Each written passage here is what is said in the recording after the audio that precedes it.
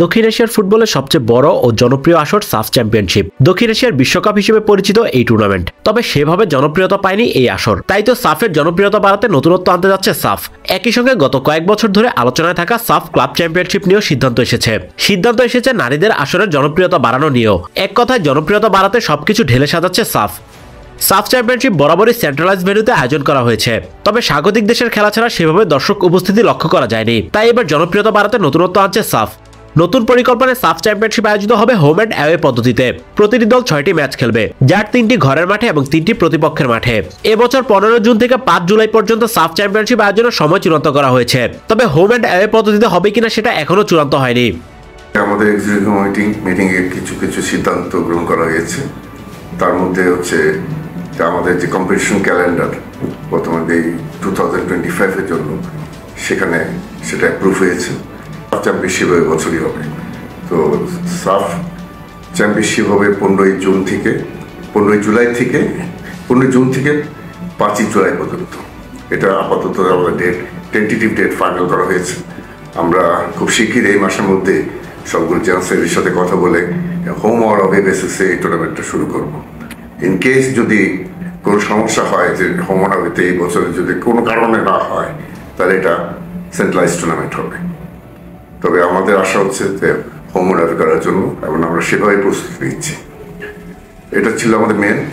এছাড়া বেশ কয়েক বছর ধরে আলোচনা থাকা সাফ ক্লাব চ্যাম্পিয়নশিপ আগামী বছর থেকে শুরু করার নীতিগত সিদ্ধান্ত হয়েছে। ক্লাব র্যাঙ্কিংয়ে শীর্ষে থাকা দেশ থেকে 2টি এবং বাকি দেশগুলো থেকে 1টি করে ক্লাব খেলবে এই আসরে। এর সঙ্গে নারী ফুটবল নিয়ে সিদ্ধান্ত এসেছে। এবছর থেকেই শুরু হবে সাফ নারী ক্লাব চ্যাম্পিয়নশিপ।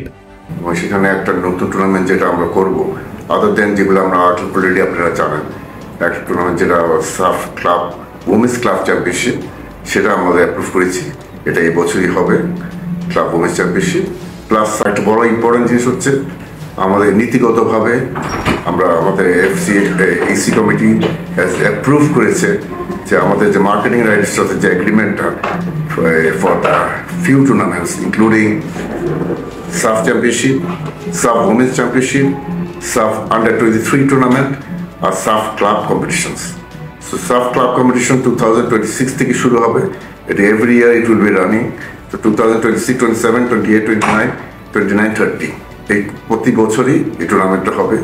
এটার ফরম্যাটটাও আমরা মোটামুটি ঠিক করেছি।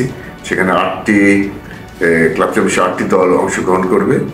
তো basis of the top teams, the top ranking teams, ranking associations will get 2 slot and other 7 will get 1. So 8 teams 2 গ্রুপে খেলা হবে। এটাও হোম অর অ্যাওয়ে বেসিস হবে গ্রুপ স্টেজে, তারপর ফাইনাল হবে হোম অ্যান্ড অ্যাওয়ে বেসিস। সাফের টুর্নামেন্টগুলোর জনপ্রিয়তা বাড়াতে নতুন বছর নতুন পরিকল্পনা এগোচ্ছে সংস্থাটি। এর সঙ্গে পূর্বের মতো বয়সভিত্তিক আসরগুলো তো চলমান থাকবেই। বয়সভিত্তিক পর্যায়ে এবার যুক্ত হয়েছে অনূর্ধ্ব 23 সাফ চ্যাম্পিয়নশিপ, যা অনেকটা সিনিয়র সাফের আদলে অনুষ্ঠিত হবে, তবে হোম অ্যান্ড অ্যাওয়ে নয়। এই আসরটি হতে পারে যে কোনো একটি দেশে। আর হোম অ্যান্ড অ্যাওয়ে পদ্ধতিতে সিনিয়র সাফ আয়োজনের বিষয়ে চূড়ান্ত সিদ্ধান্ত আসতে পারে এ মাসেই।